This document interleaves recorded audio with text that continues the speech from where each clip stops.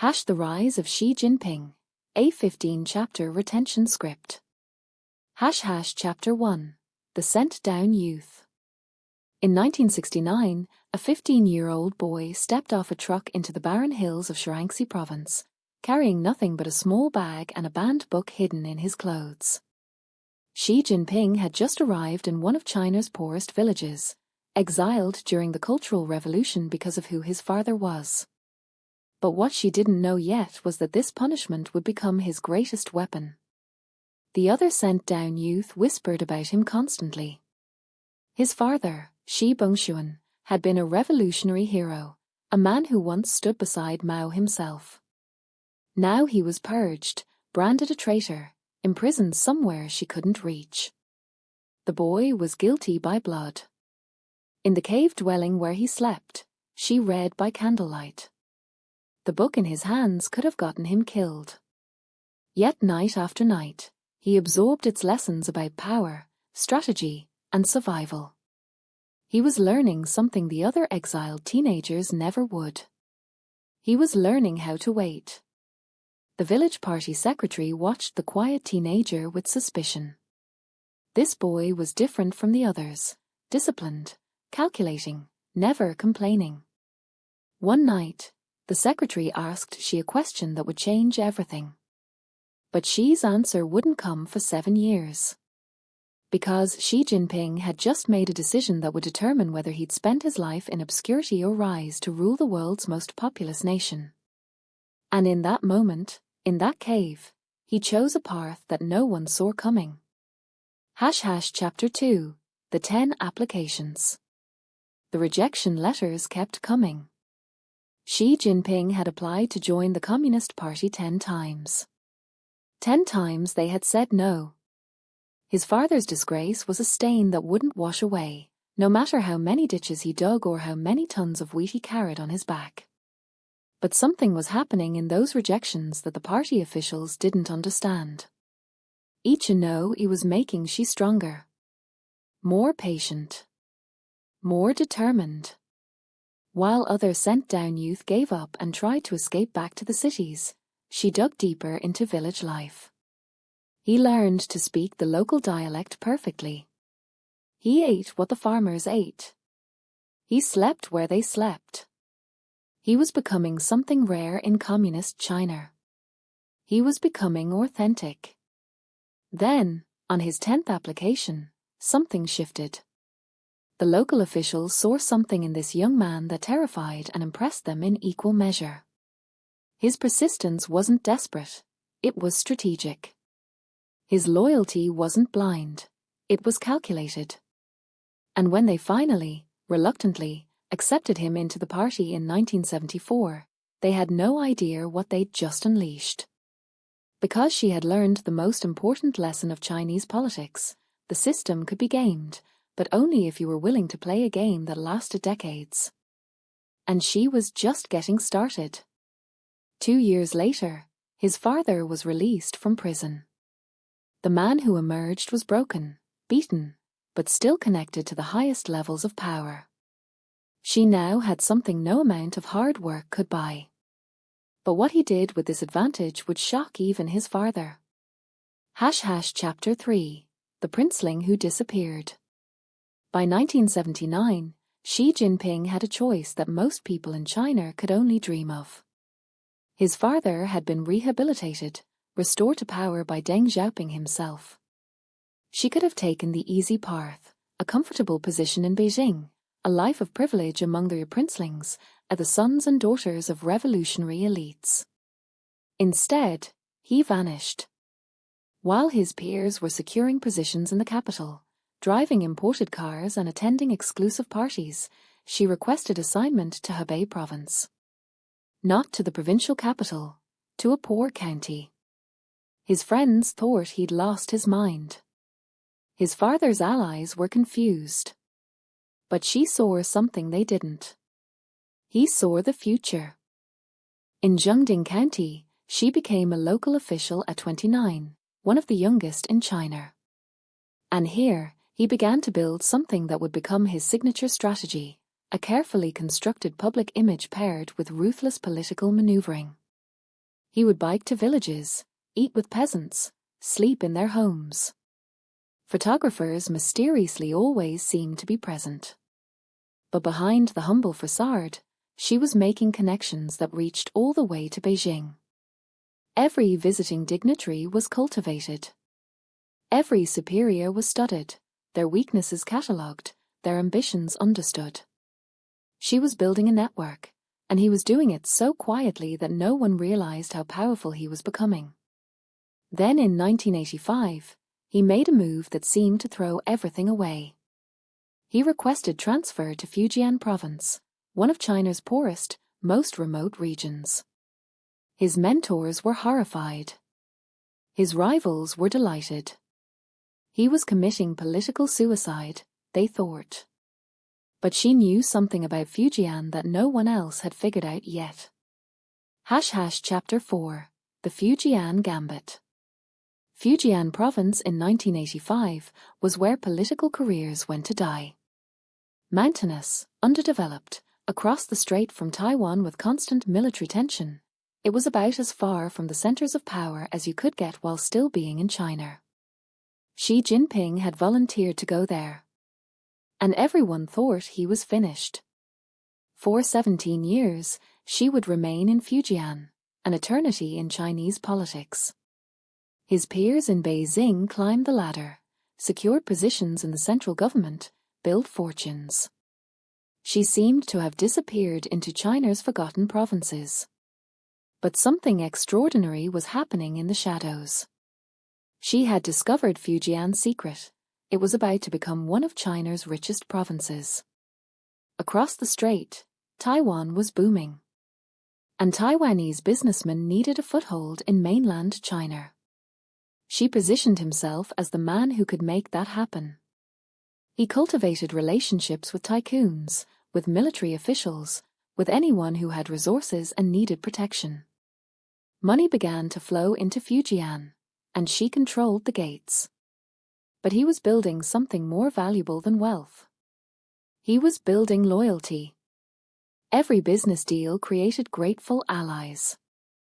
Every infrastructure project created jobs and grateful workers. Every corruption investigation he quietly buried created desperate officials who owed him everything. She was constructing a machine, and its only purpose was to elevate him to power. In 2002, she was transferred to Zhejiang province. To outsiders, it looked like a lateral move. But Xi's network saw it differently. He was being positioned. The question was, positioned for what? Then, in 2007, she received a phone call that would change everything. The voice on the other end belonged to someone so powerful that she, despite all his preparation, all his patience, felt his hand shake as he listened. Because what they were offering him wasn't just a promotion. Chapter 5: The Shanghai Crisis. Shanghai's party secretary had just been arrested. Chen Liangyu, one of the most powerful men in China, was being taken down in a corruption scandal that reached the highest levels of government. Shanghai, the nation's commercial capital, home to 20 million people, the jewel of China's economic miracle, was suddenly a political landmine. Everyone knew that whoever was sent to clean up Shanghai would either emerge as a future leader or be destroyed by the city's Byzantine power structures. The Politburo needed someone strong enough to handle Shanghai, but disposable enough that they wouldn't be missed if things went wrong. They chose Xi Jinping. In October 2007, Xi arrived in Shanghai with a mandate that was intentionally vague: restore order, but don't ask too many questions about who else might be implicated. It was a test, and Xi knew exactly what was being tested. Not his ability to root out corruption, his ability to navigate it. What happened next was a masterclass in political theatre. She launched investigations that appeared thorough but carefully avoided anyone with connections to the current leadership. He gave speeches about clean government while quietly meeting with Shanghai's business elite, assuring them that stability would be maintained. He projected strength without threatening anyone important. And in just 7 months, he did the impossible. He made Shanghai safe for the party again. But she had done something else in those 7 months, something that wouldn't become clear until much later. He had identified every corrupt official, every dirty deal, every skeleton in Shanghai's closet. He didn't expose them. He filed them away. Because she understood that in Chinese politics, information wasn't power. The right to choose when to use information was power. In March 2008, she was elevated to Vice President of China. He was now 1 step away from the very top. But between him and the presidency stood Bo Xilai, a charismatic populist who was building his own power base in Chongqing. The two men smiled at each other at party meetings, but everyone knew what was coming. A battle for China's future was about to begin, and only one of them would survive it. Chapter 6. The Chongqing Model. While Xi Jinping was quietly building his network in the shadows, Bo Xilai was building a revolution in Chongqing. Bo had swagger. He had charisma. He had a beautiful wife who was a celebrity lawyer. And he had an idea. What if China didn't have to choose between communist ideology and capitalist growth? What if you could have both? The Chongqing model was born, a potent mix of Maoist nostalgia, populist policies, and ruthless crackdowns on organized crime. The people loved it. Red songs filled the streets. Crime rates plummeted. Bo's face was everywhere. And the whispers began. Maybe Bo, not Xi, should be China's next leader. She watched all of this with the patience he'd learned in that cave decades ago. Because she saw what the public didn't, Bo's model was unsustainable. The anti-crime campaign was just a cover for political purges. The economic growth was fueled by unsustainable debt. Bo was building a cult of personality that threatened the party's collective leadership model. Bo was making enemies, powerful enemies, and he was doing it loudly. Xi, meanwhile, made no enemies. Or rather, he made them so quietly they didn't know they were his enemies until it was too late. In 2012, the race for succession was tightening. Xi was the frontrunner, but Bo was surging. The party elders were divided. Some saw Xi as safe, predictable. Others saw Bo as dynamic, the leader China needed for the 21st century. The decision would come down to the 18th Party Congress in November. But in February 2012, something happened in Chongqing that would change everything. Bo Xilai's police chief walked into the American consulate in Chengdu and asked for asylum. In his briefcase were documents that would destroy Bo's career, implicate his wife in murder, and hand Xi Jinping the presidency of China. What happened next was so explosive that the party tried to cover it up. They couldn't. Chapter 7. The Fall of a Rival. The police chief's name was Wang Lijun, and for 24 hours, he was the most dangerous man in China. Inside the American consulate, Wang was talking. He told American diplomats about murders, corruption, and abuse of power at the highest levels. He told them about Bo Xilai's wife, Jiu Kailai, and how she'd poisoned a British businessman named Neil Haywood. He told them about Bo's plans, his ambitions, his networks. Wang had receipts, recordings, evidence. And somewhere in Beijing, Xi Jinping was receiving updates with every passing hour. What happened during those 24 hours remains partially classified. But the outcome was clear. Wang left the consulate and surrendered to Chinese authorities. Within weeks, Bo Xilai was stripped of his position. By April, his wife was arrested for murder. By September, Bo himself was expelled from the party. The man who many thought would rule China was finished.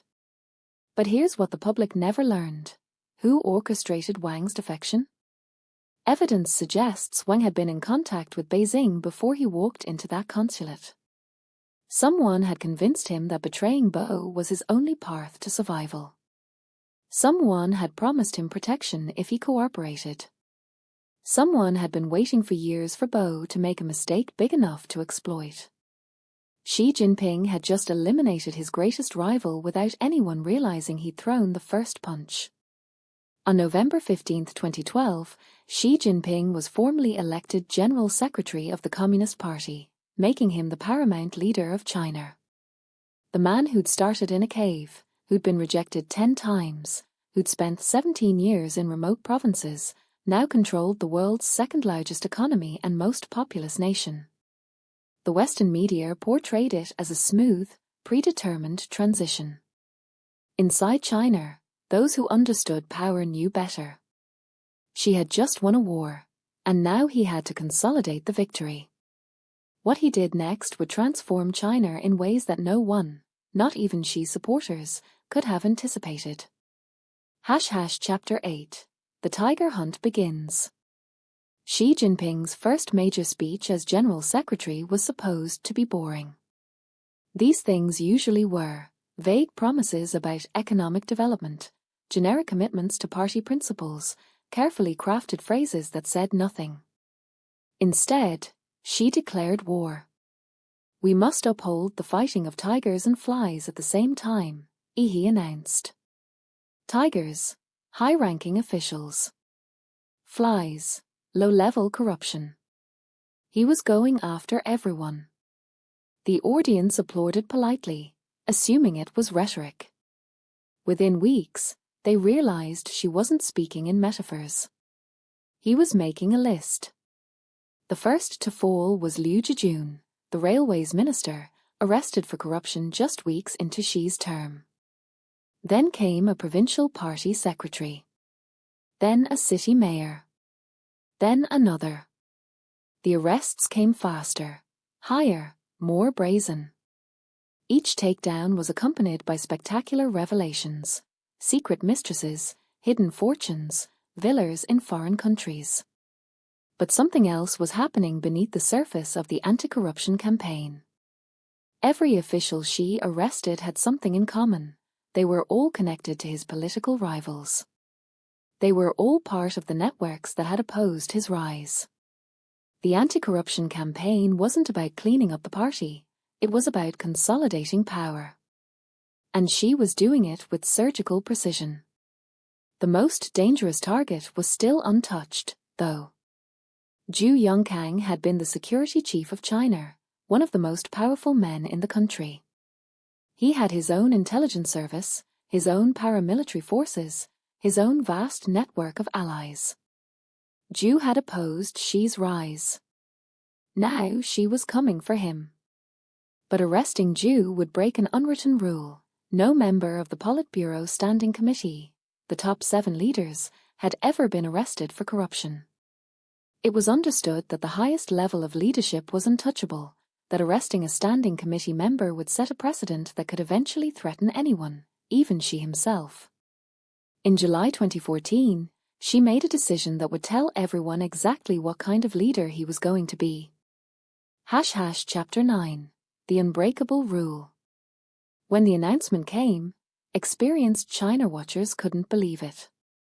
Zhu Yongkang, former member of the Politburo Standing Committee, was under investigation for a serious disciplinary violations, party code for corruption. The unbreakable rule had been broken. No one at that level was safe anymore. The message was clear: Xi Jinping's power was absolute. But the arrest of Zhu was just the public face of something far more dangerous. Behind the scenes, Xi was systematically dismantling every independent power center in China. The propaganda department was purged and restaffed with loyalists. The military underwent reforms that conveniently removed generals who weren't Xi's men. State-owned enterprises were investigated, and the executives who survived learned to pledge loyalty. The security services were completely restructured. Xi was doing what no Chinese leader since Mao had managed, concentrating all power in his own hands. His rivals called it a return to dictatorship. His supporters called it strong leadership. But what it actually was far more calculated. Xi had studied the fall of the Soviet Union obsessively. He'd read everything about how Gorbachev's reforms had spiraled out of control, how decentralization had led to collapse. She was determined that the same thing wouldn't happen to the Chinese Communist Party, even if it meant ruling through fear. By 2016, she held more than a dozen positions: Party General Secretary, President, Chairman of the Central Military Commission, Head of the Central National Security Commission, Head of the Central Leading Group for Comprehensively Deepening Reforms, Head of the Central Leading Group for Internet Security and Informatization. He wasn't just China's leader, he was China's only leader. But there was one thing she didn't control yet. The Chinese constitution limited presidents to 2 5-year terms. In 2023, she would have to step down, unless he changed the rules. And in March 2018, she did something that shocked the world. Chapter 10. Emperor for Life. The vote was nearly unanimous: 2,958 in favor, 2 against, 3 abstentions. The National People's Congress had just removed presidential term limits from the Chinese constitution. Xi Jinping could now rule China for as long as he lived. The few foreign journalists in the room scribbled frantically. Outside, on Chinese social media, posts began appearing and disappearing within seconds as censors worked overtime. Someone had posted a single letter, EN. It was the first letter of a disagree E in Chinese. Within minutes, the censors had banned the letter N from Chinese social media. You could no longer use the letter N on Weibo or WeChat. It was absurd, Orwellian, and completely in character for what Xi's China had become. But she didn't care about foreign opinion or clever protesters. He was playing a longer game. The term limit removal wasn't about personal power, Xi supporters argued. It was about stability. China needed continuity to realize Xi's grand vision, their Chinese dream, either a Belt and Road Initiative, either a great rejuvenation of the Chinese nation. These were generational projects that required generational leadership. What they didn't say was that she had made so many enemies during the anti-corruption campaign that stepping down would mean vulnerability. Former allies would seek revenge. Purged officials had families, and those families had long memories. She had to stay in power because the alternative was unthinkable. He had become what he'd always been destined to become, a man who couldn't afford to stop climbing because the only thing below him was a very long fall. By 2018, Xi's consolidation was complete domestically. But he had bigger ambitions. China was still playing by rules written by the United States after World War II. The international order still ran through Washington, London, Brussels. China was the world's second largest economy, but still played second fiddle in global governance. She was about to change that, and his instrument for doing so was already being built across 3 continents. The Belt and Road Initiative would reshape global trade, create new dependencies, and make China the center of a new world order. But as Xi's ambitions grew global, he made an enemy he couldn't purge or silence. Chapter 11. The Trade War. Donald Trump was exactly the kind of opponent Xi Jinping had spent his entire career learning to handle: impulsive, transactional, obsessed with appearances. When Trump launched a trade war against China in 2018, imposing tariffs on billions of dollars of Chinese goods, Xi's response was perfectly calibrated.